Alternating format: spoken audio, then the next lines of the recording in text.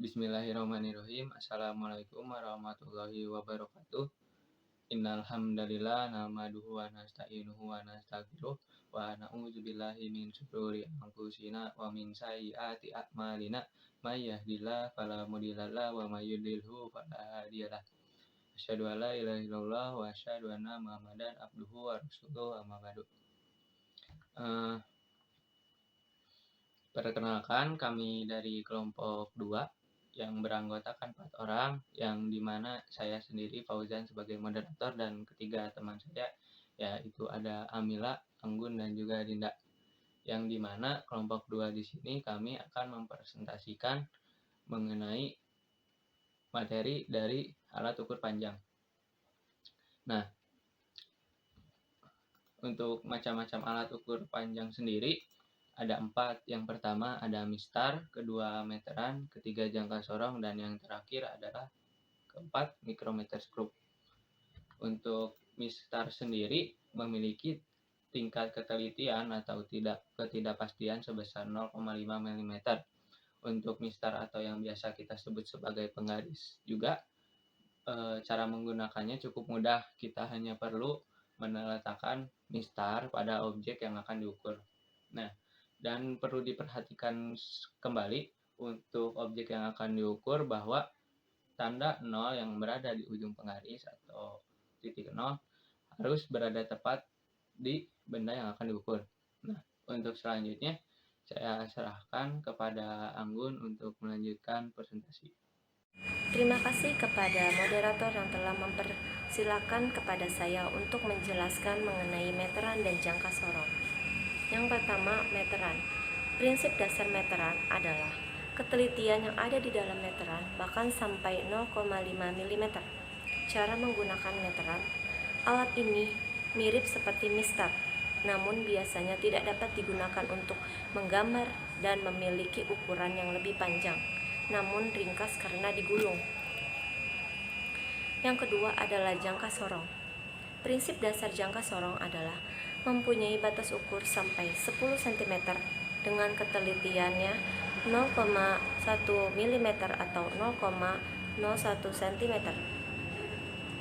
Cara menggunakan jangka sorong. Yang pertama, tutup rapat rahang tetap dan rahang geser.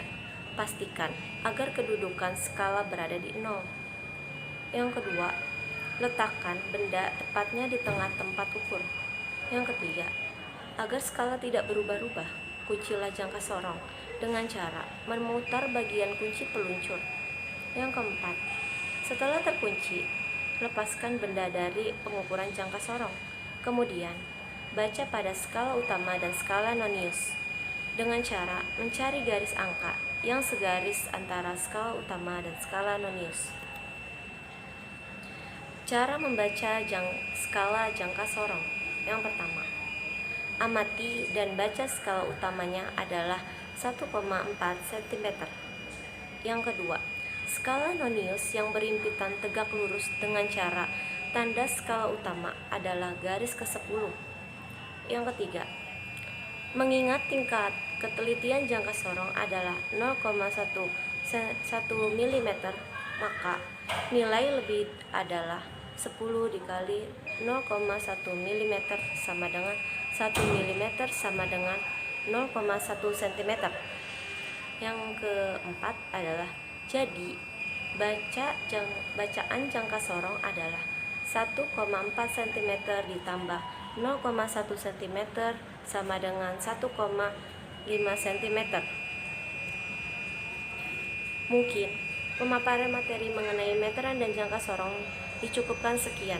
Saya kembalikan ke moderator. Terima kasih kepada Anggun atas pemaparan materi yang telah disampaikan.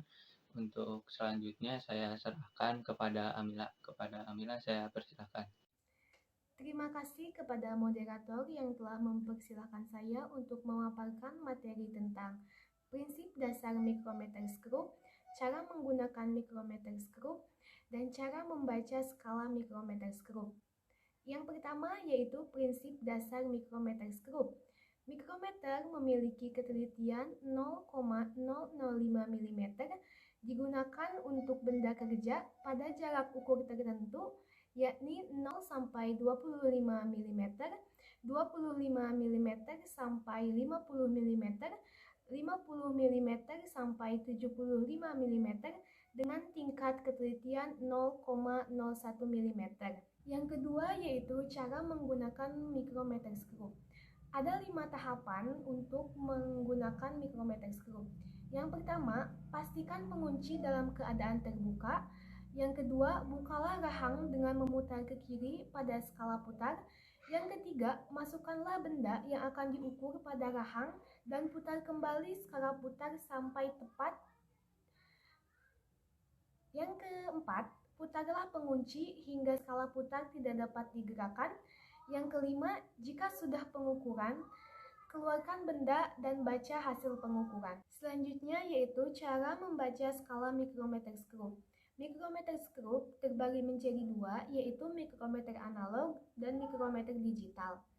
Yang akan kita bahas pertama kali yaitu cara membaca skala dari micrometer analog. Ada 4 tahap yang harus kita lakukan. Yang pertama, tentukan skala utama, yaitu skala yang tempat berimpit dengan skala nonius. Yang kedua, yaitu tentukan skala nonius, yaitu dengan melihat skala nonius yang sejajar dengan garis mendatar yang berada pada skala. Yang ketiga, kalikan skala nonius dengan skala terkecil di mikrometer. Dan yang keempat, jumlahkan skala utama dan skala nonius.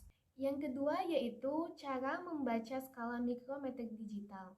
Sebenarnya, cara membaca mikrometer digital lebih mudah dibandingkan dengan membaca skala mikrometer analog. Cara membaca mikrometer digital sendiri, kita hanya tinggal langsung melihat nilai yang ada pada layar mikrometer digital, yang sudah pasti hasilnya pun lebih tepat dan akurat. Mungkin pemaparan materi mengenai prinsip dasar micrometer screw, cara menggunakan micrometer screw, dan cara membaca skala micrometer screw dicukupkan sekian. Untuk selanjutnya, saya kembalikan kepada moderator. Terima kasih. Terima kasih kepada Amila yang telah memaparkan materinya. Lalu untuk selanjutnya saya serahkan kepada Dinda. Untuk Dinda, saya persilahkan.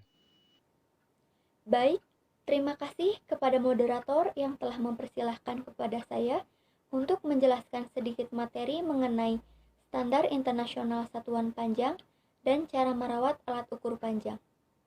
Standar satuan internasional adalah standar mengenai sistem satuan pengukuran yang diakui secara internasional. Pengukuran adalah cara untuk menentukan besaran, dimensi, atau kapasitas yang mengacu pada standar atau satuan ukur tertentu. Ilmu pengetahuan yang mempelajari standar-standar pengukuran disebut metrologi. Sistem satuan internasional adalah sistem satuan pengukuran yang saling berhubungan dengan struktur utamanya, berupa 7 satuan dasar, yaitu detik, meter, kilogram, ampere, kelvin, mol, dan kandela. Besaran adalah segala sesuatu yang dapat diukur dan dinyatakan dengan angka. Misalnya, panjang, lebar, tinggi, luas, volume, dan kecepatan. Definisi meter disimbolkan dengan M, adalah satuan SI dari panjang. Perbedaan pada definisi baru adalah bahwa ketelitian tambahan dalam definisi satuan detik mempengaruhi satuan meter. Secara efektif sama dengan yang sebelumnya, yaitu menggunakan kecepatan cahaya di ruang hampa. Cara merawat alat ukur panjang. Alat ukur adalah alat yang membantu manusia untuk mengetahui ukuran-ukuran dari suatu benda atau suatu kejadian. Adapun macam-macam alat ukur yang ada di kehidupan manusia. Ada yang digunakan untuk mengukur massa, waktu, panjang, luas, sudut, suhu, dan tekanan.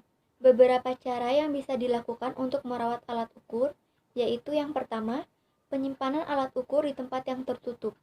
Biasanya alat-alat ukur disimpan di sebuah loker ataupun lemari dengan temperatur ruangan yang sehingga alat ukur tersebut tidak memuai.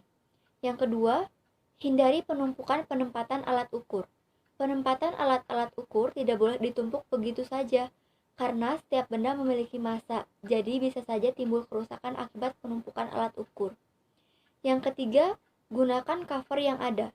Selalu gunakan sarung ataupun kotak yang tersedia agar alat ukur tidak rusak akibat hantaman secara langsung dari benda lain. Yang keempat, pemakaian yang sesuai target.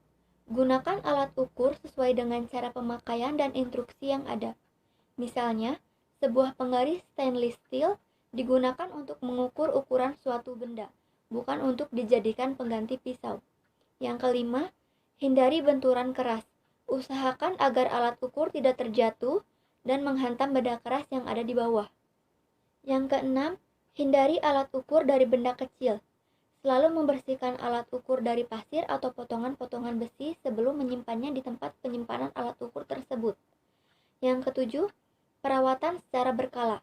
Selalu melakukan perawatan dengan teratur secara periodik. Misalkan, alat ukur dibersihkan apabila ada benda-benda kecil yang bukan bagian dari alat ukur tersebut secara seminggu sekali ataupun terjadwal di hari terakhir bekerja. Mungkin pemaparan dari saya dicukupkan sekian. Saya kembalikan kepada moderator. Terima kasih kepada Dinda yang telah memaparkan materinya. Alhamdulillah selesai sudah presentasi dari kelompok kami. Mohon maaf apabila terdapat kekurangan atau kesalahan dalam penyampaian. Kami kelompok 2 izin pamit undur diri. Terima kasih atas waktunya. Sekian. Wassalamualaikum warahmatullahi wabarakatuh.